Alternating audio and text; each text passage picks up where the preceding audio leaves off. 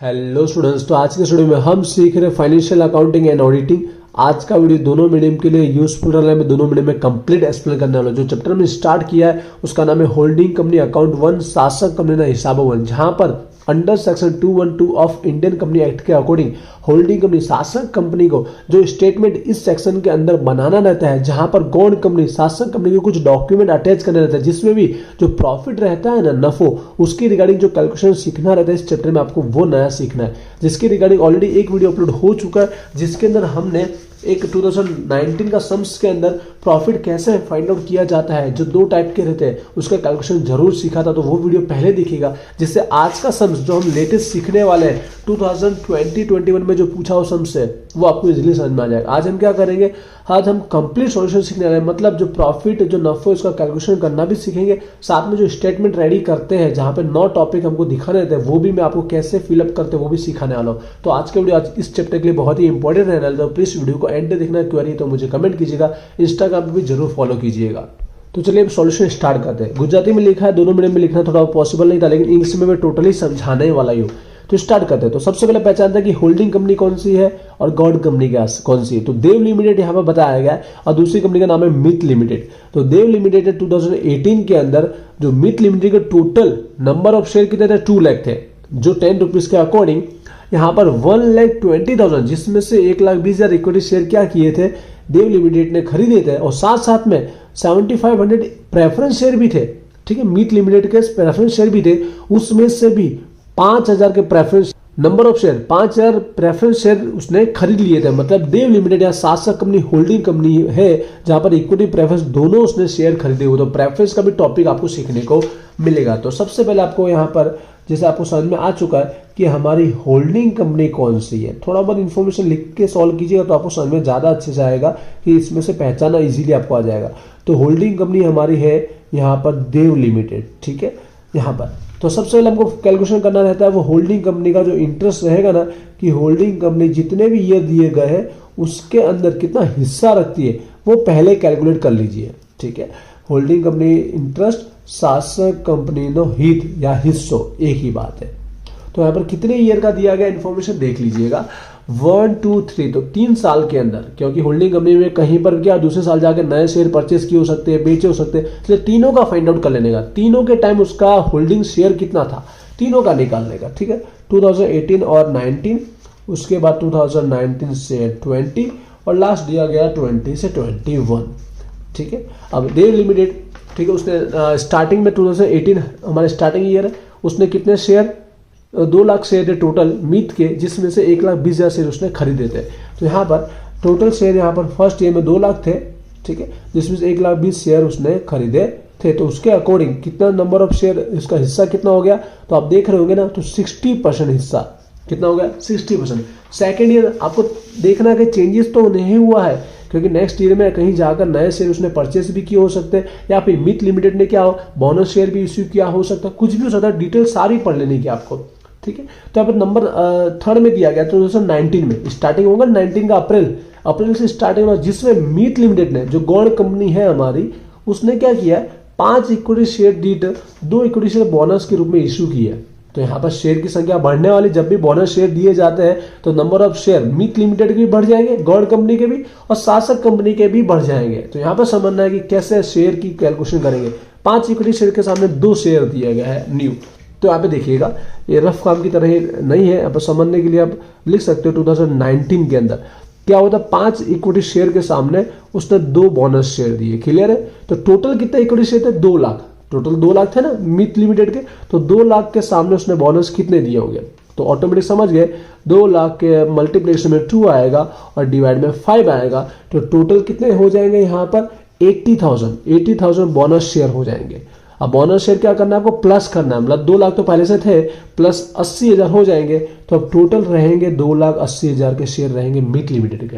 अब holding company देव limited का भी इंक्रीज हुआ होगा, उसका हिस्सा 1,20,000 था, क्योंकि इस 2,80,000 में 1,20,000 उसके भी शेयर होल्डर थे ना, तो उनको भी तो बोनस मिला होगा। तो सेम कैलकुलेशन उसके लिए अप्लाई कर देते, शॉर्टकट तरीका है वैसे, लेकिन ये भी समझ सकते हो कि 5 पे 2 है, तो उसके 1,20,000 शेयर होल्डर के सामने उसको कितना बोनस मिला होगा, उसके शेयर होल्डर के नंबर ऑफ शेयर कितने बोनस वाले होंगे, तो यहाँ पे कैलकुलेशन करोगे तो 48,000 शेयर मिलेंगे। तो 48,000 क्या करना है आपको, प्लस करना है 120 प्लस 48, तो टोटल 168 हो जाएंगे नंबर ऑफ शेयर। क्लियर हुआ कि नहीं, दोनों में बोनस शेयर इंक्रीज हुए। और आपको बता दो इंटरेस्टिंग ऐसा है कि बोनस शेयर कितने भी इंक्रीज हो, परसेंट में कोई शेयरिंग परसेंट में कोई चेंजेस होता नहीं है, क्योंकि जैसे मीट लिमिटेड गॉड कंपनी के शेयर बढ़ेंगे वैसे ही हमारे शासक कंपनी के भी बढ़ेंगे और सेम प्रोपोर्शन में बढ़ते हैं, इसलिए चेंजेस नंबर ऑफ जो परसेंटेज होता है उसमें कोई चेंजेस होता नहीं है। ये एमसीक्यू में भी आता है, ध्यान रखने का, कोई चेंजेस होगा नहीं बोनस शेयर इशू करने पर। 2021 में देख लेते हैं, कहीं पर कोई इन्फॉर्मेशन नहीं दी गई, कहीं शेयर उसने बेच दिए हो कि नए शेयर परचेस किए, तो कहीं पे भी कोई इन्फॉर्मेशन दी गई नहीं है। समझ चलाऊंगा इसके रिगार्डिंग एक और, जिसमें सारे और टॉपिक भी आपको देखने को मिलेंगे। तो यहाँ पर लास्ट ईयर के लिए कोई चेंजेस हुआ नहीं, मतलब टोटल वो 2,80,000 शेयर ही रहेंगे, टोटल 2,80,000 लिखेगा और वहां पर 168 शेयर ही रहेंगे होल्डिंग कंपनी के। तो अगेन यहाँ पर भी थर्ड ईयर भी 60% का ही उसका होल्डिंग रहेगा। आई होप आपको ये समझ में आया होगा, चेंजेस के अकॉर्डिंग भी 60% क्यों रहा, और लास्ट ईयर तो सेम क्योंकि चेंजेस हुआ नहीं था। अब आते हैं हम लोग पहले प्रॉफिट का कैलकुलेशन करने के लिए टेबल क्रिएट कर लेते हैं, जैसे आप सबको मैंने फर्स्ट वीडियो में समझाया था, इसलिए रिक्वेस्ट है स्टार्टिंग से जरूर देखिएगा हमेशा, और वो वीडियो कंप्लीट देखिएगा, कंफ्यूजन लगे तो भी वीडियो एंड तक देखें तो क्लियर हो जाएगा। टेबल किस बात का होता है, जो हम लोग यहाँ पर क्या करते हैं, प्रॉफिट का डिस्ट्रीब्यूशन करते हैं, प्रॉफिट का डिस्ट्रीब्यूशन करने का टेबल हम लोग क्रिएट करते हैं। नफा नहीं बेच चढ़ी, थोड़ा स्पीड में लिख सकता हूँ इसलिए राइटिंग आगे पीछे होगी। तो कितने ईयर का, 3 ईयर, तो तीनों ईयर का बनाना है। जितने भी ईयर जो वर्ष दिए गए हैं, स्टार्टिंग 2018 से हुआ था फर्स्ट ईयर, यहाँ पर 2019 सेकेंड और 2020 से 21 थर्ड ईयर। तो सबसे पहले गौड़ कंपनी सब्सिडरी कंपनी का जो प्रॉफिट उसने नफो कमाया वो लिख लीजिए। तो यहाँ पर हमें समझ में ही बताया गया है 12 लाख, 15 लाख और 18 लाख प्रॉफिट दिया गया। फर्स्ट ईयर का 12 लाख दिया गया, सेकेंड ईयर का 15 लाख, थर्ड ईयर का 18 लाख। एक चीज रह गया कैलकुलेशन करने के लिए, क्योंकि यहाँ पे उसने प्रेफरेंस शेयर भी खरीदी था, तो प्रेफरेंस शेयर का भी हिस्सा पता कर लेते हैं सबसे। ये इक्विटी का हिस्सा था, ठीक है, किसका है, ये इक्विटी का। तो साथ साथ में प्रेफरेंस का भी पता कर लेते हैं, प्रेफरेंस शेयर में भी उसका हिस्सा तो रहा होगा। तो यहाँ पर टोटल शेयर कितने थे प्रेफरेंस के, उसके देखो 7,500, जिसमें से उसने कितने शेयर लिए थे, 5,000 शेयर। तो यहाँ पर डिवाइड में 7,500 टोटल, जिसमें से 5,000 शेयर होल्ड किए थे उसने। तो उसके अकॉर्डिंग यहाँ पर पॉइंट में है, कोई बात नहीं, आप 67% समझ लीजिए, एक पॉइंट इंक्रीज कर दिया, ठीक है, क्लियर हुआ। मतलब आपको 66.67% ही समझ सकते हो, इसके अकॉर्डिंग हम सॉल्व करेंगे। प्रेफरेंस शेयर का भी हमने रखा है, ध्यान होना चाहिए आपको। आगे बढ़ते हैं। अब इस प्रॉफिट में से सबसे पहले देखिए यहाँ पे प्रेफरेंस शेयर है, इसके लिए सबसे पहले कौन सा डिविडेंड देगा, प्रेफरेंस शेयर डिविडेंड देगा, क्योंकि इक्विटी से पहले प्रेफरेंस शेयर होल्डर को डिविडेंड दिया जाता है, कंपलसरी है, रूल्स है। इसलिए सबसे पहले इस प्रॉफिट नफो में से हमको प्रेफरेंस शेयर डिविडेंड माइनस करना रहता है। कौन सा, प्रेफरेंस डिविडेंड। और preference dividend most of her year equally होगा, क्योंकि कितना परसेंट है, 12% है। कितने परसेंट है, 12%। 12% किसका निकालना है, गौड़ कंपनी का, गौड़ कंपनी, ठीक है। तो total number of preference share कितने थे, 7,500। एक शेयर का प्राइस कितना, 100, तो कितना हो गया टोटल, 7,50,000। 7,50,000 का 12%, कैल्सियम आप कर लोगे ना, 7,50,000 का 12% करना है, तो यहाँ पे आ जाएगा 90,000। प्रेफरेंस डिविडेंड तीनों ईयर सेम ही रहेगा, ठीक है। तो अब ये प्रेफरेंस डिविडेंड प्रॉफिट में से पहले क्या करना, माइनस कर देना आफ्टर, ठीक है, after dividend, preference dividend complete लिख सकते हो। एक ये 12 लाख है हमारा, 12 लाख में से 90 माइनस करेंगे 11,10,000, 15 लाख में से 90 माइनस करेंगे 14,10,000। थोड़ा स्पीड में समझा रहा हूँ तो आप आराम से दोबारा देखिएगा एक बार और, 17,10,000। क्लियर हुआ। अब इसमें से अब बारी आएगी इक्विटी डिविडेंड की। किसकी बारी आएगी, अब बारी आएगी इक्विटी डिविडेंड की। इक्विटी डिविडेंड ध्यान से निकालना है, क्योंकि परसेंट हर बार चेंज है। पहला first year 14, second year 16, third year 18 equity share पर डिविडेंड। ये भी अगेन किस पर निकालना है, जो गौड़ कंपनी मीट लिमिटेड उसके टोटल इक्विटी पे ही निकालना है, होल्डिंग कंपनी का नहीं निकालना, ठीक है, वो तो हम अलग से निकालते ही है। टोटल कितने, 2 लाख शेयर है और एक का कितना, 10 रुपया। 2 लाख प्लस 10 कितना होगा, 20 लाख, 20 लाख। 20 लाख का 14%, किसका, 20 लाख पर, ठीक है, 20 लाख पर गिना जा रहा है, इतना याद रखना। 20 लाख का 14% निकालना आपको, 2,80,000। सॉरी, ये चेंज होते रहेंगे, क्योंकि फर्स्ट ईयर तो 20 लाख थे, लेकिन सेकंड ईयर इंक्रीज हो गया ना, number of share first year 2 lakh थे, लेकिन दूसरी साल 2,80,000 हुए थे, तो उसका डिविडेंड भी बढ़ जाएगा, क्योंकि यहाँ पर नंबर ऑफ शेयर होल्डर बढ़ गए थे। इसके लिए फर्स्ट ईयर आपने यहाँ देखा, तो सेकंड ईयर 2,80,000 इंटू में 10, टोटल 28 लाख की शेयर मुड़ी। 28 लाख इंटू में कितना परसेंट है सेकंड ईयर का, सेकंड ईयर का परसेंट दिया गया 16। ये फर्स्ट हमने कैलकुलेट किया 20 लाख के ऊपर, समझ गए, और सेकंड हम कैलकुलेट कर रहे हैं 28 लाख पे। क्यों कर रहे हैं समझ गए होंगे आप लोग। 28 लाख का 16% करना है आपको, तो यहाँ पर 4,48,000 आएगा। थर्ड ईयर देखते कहीं शेयर चेंज तो नहीं हुए थे, होल्डर नहीं हुए थे, 2,80,000 के ही थे। टोटल शेयर होल्डर कितने थे? 2,80,000 थे। 2,80,000 इंटू में 10, टोटल शेयर मूडी कितनी थी? 2,80,000 गुणे में 10 करेंगे वापस 28 लाख ही होगा। 28 लाख का 18%। तो अब आएगा 5,04,000। ये हो गया डिविडेंड इक्विटी का। क्लियर हुआ कि नहीं हुआ? शेयर मूडी फर्स्ट का तो total share Moody capital 20 lakh, second का 28 क्यों हुआ इंक्रीज समझ गए होंगे आप। तो अब ये इक्विटी भी आपको क्या करना है? इसमें से माइनस करना है, ये आफ्टर वाले में से माइनस कर देना है। और उस प्रॉफिट को लास्ट में हमको क्या बोलेंगे? Undistributed profit. क्या बोला जाता है? अनडिस्ट्रीब्यूटेड प्रॉफिट बोला जाता है, नथी वेचेल नफो। अब ध्यान से समझिएगा, एंड हो रहा है हमारा समझ। तो ये 11,10,000 माइनस 2,80,000, तो यहाँ पर 8,30,000 आएगा। इसी तरह आगे 9,62,000 आएगा और थर्ड में आएगा 12,06,000। अब हम लोग दो टॉपिक जो कैलकुलेट करना है, जो स्टेटमेंट में नंबर 6 और 7 पे आता है। फर्स्ट प्रॉफिट कौन सा होता है? प्रॉफिट डेल्थ विद, जो प्रॉफिट उसको मिल गया है, या उसको बोलते हैं समावेल नफो। समावेल नफो या फिर नौधेल नफो, गुजराती में दोनों एक ही बात है, ठीक है। और इसी तरह दूसरा जो प्रॉफिट उसको अभी क्रेडिट नहीं हुआ, जो उसे नहीं मिला, profit not dealt with. Profit not dealt with, नहीं समावेल नफो या नहीं नौधेल नफो, दोनों एक ही बात है। दोनों का कैलकुलेशन हम साथ में करेंगे तो भी हो सकता है, लेकिन अलग करेंगे। फर्स्ट अलग करना रहता है लास्ट ईयर का, फॉर लास्ट फाइनेंशियल ईयर का अलग दिखाना होता है, लास्ट वाला ईयर, ठीक है।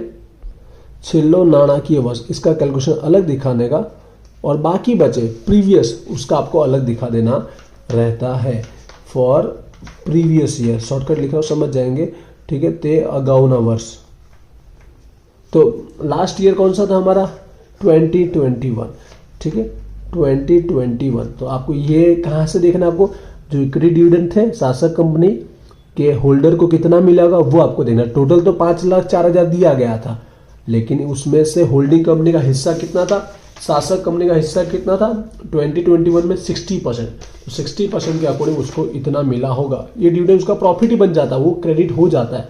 तो यहाँ पर 60% के अकॉर्डिंग जो अमाउंट मिलेगी वो हमारी आ जाएगी 3,02,400। साथ में एक नया ये इक्विटी था ना, साथ में प्रेफरेंस भी ऐड करना है, ये इक्विटी था, ठीक है, क्योंकि प्रेफरेंस होल्डर भी थे यहाँ पर, तो प्रेफरेंस भी ऐड करना है। प्रेफरेंस डिविडेंड तो यहाँ पर 90,000 ही है, फिक्स है। 90,000 में से उसका 60% नहीं, सॉरी, उसका शेयर होल्डर प्रेफरेंस का अलग रेशियो है यहाँ पर 66.67। ये कैल्सियम में क्या कीजिएगा, इसको समझिएगा, 66.666 एंड तक कैल्सियम में जाते 66 एंड ना वहां तक करना है, और लास्ट में +1 कर लीजिएगा, जिससे आपका राउंड फिगर हो जाएगा, क्योंकि पॉइंट में 999 आपको मिल रहा होगा ना, तो राउंड फिगर हो जाएगा 66.66%। राउंड फिगर होकर आपका एग्जैक्ट आ जाएगा 60,000। समझ गए इस पॉइंट को? मैं समझाना बीकॉम में आपने देखा ही होगा। तो टोटल मानना चाहते हो आप टोटल भी मान सकते हो 3,62,400, क्योंकि हम स्टेटमेंट आए टोटल ही बता देंगे। अगौनर्स प्रीवियस ईयर की बात करें तो बाकी 2 वर्ष बचे। 2 वर्ष हमारा वही 18-19 और हमारा 19-20, ये 2 ईयर का हम कैलकुलेशन कर लेते हैं। इसी तरह इक्विटी और प्रेफरेंस दोनों की बात है, तो पहले प्रेफरेंस कर लेते हैं। प्रेफरेंस तो हमारा समझ गए वही 90-90 सेम ही है, तो क्या करेंगे, एक बार लिख कर 2 बार मल्टीप्लीकेशन कर देंगे, तो 66.66 करोगे वही हमारा 60,000 आएगा। फर्स्ट ईयर का इतना होगा, तो 2 साल का कितना हो जाएगा, दोनों ईयर का मैं साथ में लिख रहा हूँ, 1,20,000 हो जाएगा। समझ गए? टोटल लिख दिया यहाँ पर। इक्विटी का अलग अलग करेंगे क्योंकि परसेंट अलग है इसके लिए। तो यहाँ पर इक्विटी का फर्स्ट यहाँ पर 2,80,000 इक्विटी था इस साल, यहाँ पर था 4,48,000 का इक्विटी, और यहाँ पर इक्विटी के अंदर रेशियो कितना था चेक कर लीजिए, 18-90 में 60 और 90-20 में भी 60 था। तो यहाँ पर भी 60% के अकॉर्डिंग और 60% के अकॉर्डिंग। आई होप ये आपको नॉर्मल कैलकुलेशन समझ में आ ही रहा होगा। यहाँ पर आ जाएगा 1,68,000 और यहाँ पर आ जाएगा 2,68,800। तीनों को प्लस कर लीजिए, ठीक है, 1, 2 और 3। ये 1,20,000 डायरेक्ट समझ गए होंगे। 2 साल का प्रेफरेंस इसमें ऐड कर दिया मैंने, तो ये 5,56,800 निकल के आएगा। कैलकुलेशन समझ में आया होगा। अब जो उसको प्रॉफिट नहीं मिला, सेकंड वाला कैलकुलेशन हम लोग कर लेते हैं। इसी तरह सेम कैलकुलेशन करना है फॉर लास्ट फाइनेंशियल ईयर, ठीक है, छेल्ला नाणाकीय वर्ष माटे। तो वही हमारा 2020 से 21, जिसमें पहला हमारा प्रेफरेंस डिविडेंड। तो प्रेफरेंस डिविडेंड तो अब सॉरी यहाँ पर अब जो नहीं मिला है उसमें प्रेफरेंस डिविडेंड आएगा नहीं, क्योंकि ये जो अमाउंट होती है, जो प्रॉफिट नॉट डेल्थ, जो समावेश नहीं समायल नफो, ये हम डायरेक्ट अनडिस्ट्रीब्यूट नथी विचल नफो में से निकालते हैं। तो प्रेफरेंस होल्डर को तो उसका हिस्सा मिल चुका होता है, ठीक है, उसको अलग से प्रॉफिट नहीं मिलता, लेकिन इक्विटी को प्रॉफिट मिलता है, इक्विटी होल्डर को अलग से प्रॉफिट भी मिलता है, इसलिए इसमें प्रेफरेंस आएगा नहीं, ओनली इक्विटी ही आएगा। समझ गए क्लियर? तो इक्विटी शेयर होल्डर का देख लेते हैं, यहाँ पर कितना था 12,06,000, ठीक है, प्रॉफिट में से देखना आपको समझना है। इसका कितना परसेंट था लास्ट ईयर, तो आप समझ गए 60% ही था, यहाँ से भी समझ सकते हो 60% होल्डिंग का हिस्सा था। तो यहाँ पर 60% के अकॉर्डिंग जो अमाउंट आएगी 7,23,600 का निकल के आएगा। उसी तरह सेकंड टॉपिक वही प्रीवियस ईयर के लिए, ठीक है, अगाउना वर्ष माटे प्रेफरेंस क्यों नहीं आया वो आप क्लियर समझ गए होंगे, क्योंकि उसको डिविडेंड मिल जाता है और प्रॉफिट में हिस्सा होता नहीं, जबकि इक्विटी का प्रॉफिट में भी हिस्सा होता है जो अभी तक जमा नहीं हुआ, इसलिए उसको नहीं संभाल नफो बोला जाता है। प्रीवियस ईयर हमारा 18-19 और हमारा 19-20, ये रहा 8,30,000 का प्रॉफिट जो अभी तक डिस्ट्रीब्यूट नहीं हुआ है, यहाँ पे 9,62,000 का प्रॉफिट। होल्डिंग कंपनी का हिस्सा तो इस साल भी 60% था और इस साल भी 60% ही था, तो 60% के अकॉर्डिंग 4,98,000, थोड़ा कैलकुलेशन देखिएगा, राइट ही होगा अमाउंट, आगे पीछे तो समझ जाइएगा, कैलकुलेशन में ध्यान देना है। टोटल मार्क के लिखेंगे ना तो हमारा मिल जाएगा 10,75,200। तो यहाँ पर कैलकुलेशन कंप्लीट हो, दोनों प्रॉफिट का कैलकुलेशन आई होप समझ में आया होगा, टेबल आपको समझ में आया होगा और साथ साथ में किस तरह से उसका जो हिस्सा था वो कैसे निकला वो समझ में आया होगा। अब मैं स्टेटमेंट भी आपको समझा देता हूँ। तो अभी प्रॉफिट की अमाउंट ध्यान रखिएगा, ठीक है, यहाँ पर फर्स्ट, यहाँ पर लास्ट ईयर के लिए और हमारा प्रीवियस ईयर के लिए, पॉइंट नंबर 6 के लिए और पॉइंट नंबर 7 के लिए, ये हमारा लास्ट ईयर के लिए और ये हमारा प्रीवियस ईयर के लिए। ऐसा हो तो मैंने यहाँ पर रफ में लिख दिया सम्स के अंदर, जिससे आपको ध्यान आएगा इस अमाउंट की हमको एंट्री करना है। अब स्टेटमेंट की और हम लोग आते हैं, तो जो मैंने फॉर्मेट समझाया था मैं उसी में आपको एंट्री करके समझा देता हूँ कि क्या नॉर्मल से आपको ऐड करना रहता है, बाकी सम्स में वैसा ही आपको लिखना रहता है। तो यहाँ पर फर्स्ट वीडियो मैंने समझाया हुआ था, उसी में आपको समझा देता हूँ। तो यहाँ पर हमारे टोटल 9 एंट्री करनी रहती है, तो समझते हैं। फर्स्ट एंट्री जहाँ पर बैलेंस शीट पाका सर्वे की बात की गई है, तो सब्सिडरी कंपनी का नाम लिख लीजिए। सब्सिडरी कंपनी क्या थी? मीत कंपनी थी, ठीक है। तो balance sheet of the Meet limited, Meet limited Gujarati add कर देंगे ऑन। अब उसका ईयर एंडिंग देखिए, उसका ईयर कब एंड हुआ, दोनों का ईयर अलग अलग हो सकता है, लेकिन सम्स में आपने देखा होगा, मैंने यहाँ पर राइट डाउन किया शॉर्टकट में, उसका 1 अप्रैल 2018 से आगे प्रॉफिट दिया गया, मतलब उसका भी एंडिंग 31 मार्च को ही हो रहा है। और यहाँ पर देखिए देव का भी 31 मार्च को रहेगा, इसको आपको ध्यान नहीं देना है। आपको यहाँ पर जो मीत लिमिटेड है गौड़ कंपनी, उसका ईयर एंडिंग आपको देखना है, तो उसका ईयर एंडिंग भी 31 मार्च को ही हो रहा है, क्योंकि ये जो प्रॉफिट दिया गया है वो 1 अप्रैल से स्टार्टिंग हो रहा है, ऐसा बताया गया सम्स के अंदर। तो एंडिंग भी उसका मार्च में होगा, अप्रैल तो मार्च, अपना जनवरी होगा तो दिसंबर होगा। तो यहाँ पर आपको ऐड कर देना है on 31 March. Ending last year कौन सा? 2001 था, 21 था, तो ये क्लियर हो गया, ठीक है। इसी तरह आपको यहाँ पे भी प्रॉफिट लॉस नफा नुकसान के लिए भी यही ऐड कर देना है, ऑन या on ending year of on 31 मार्च 2021। उसी तरह बोर्ड ऑफ डायरेक्टर का जो रिपोर्ट रहेगा वो भी आएगा ऑन 31 मार्च 21। लास्ट ईयर का ही रिपोर्ट हमको उसमें अटैच करना रहता है। इसी तरह ऑडिट का भी रिपोर्ट ऑन एज 31 मार्च 2021। यहाँ पर अब फॉर डिटेल के बाद नंबर 5 में आपको क्या होल्डिंग कंपनी सासन कंपनी का हिस्सा कितना था वो लास्ट ईयर का वो देखना है। तो लास्ट ईयर हमारा वही कौन सा ईयर है? लास्ट ईयर यहाँ पर भी इसके अंदर 2021 है, ठीक है। तो उस समय उसका हिस्सा कितना था आपको पता है? 60% था। 60% के अकॉर्डिंग यहाँ पर बता देना उसके नंबर ऑफ शेयर भी कितने थे आपको पता है? 168 उसने शेयर होल्ड किए थे आउट ऑफ 2,80,000 एज कितने परसेंट हुआ था? 60%। बस इतना आपको ऐड कर देना है सेंटेंस के आगे, आपका काम हो गया पूरा। नंबर 6 जहां पर हमने प्रॉफिट का कैलकुलेशन किया था, दोनों कैलकुलेशन बताने। तो लास्ट ईयर का जैसे मैंने कहा, मैंने पहले से राइट डाउन किया, जो हमने कैलकुलेशन किया हुआ है कितना आया था देख लीजिए, अमाउंट लिख दीजिए 3 लाख, यहाँ पर ऐड करना है 3,62,400 और प्रीवियस ईयर का जो आया था 5,56,800। आई होप समझ पा रहे होंगे, थोड़ा मैं ऐसे दिखा रहा हूँ, समझ कर रहा होंगे।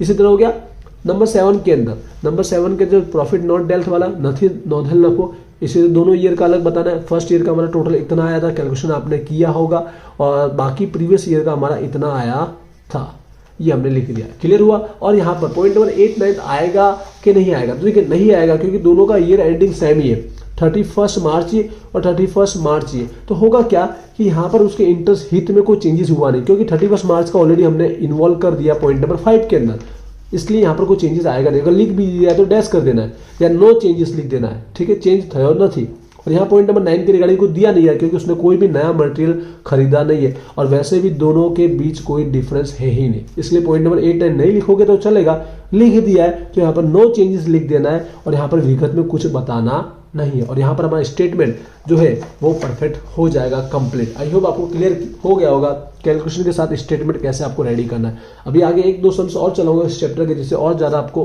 अच्छे से समझ में आ जाएगा। बट फिर भी कोई क्वेरी है तो मुझे कमेंट कीजिएगा और इंस्टाग्राम पे भी जरूर फॉलो कीजिएगा। मिलते हैं नेक्स्ट वीडियो में। Wish you all the best. Thank you.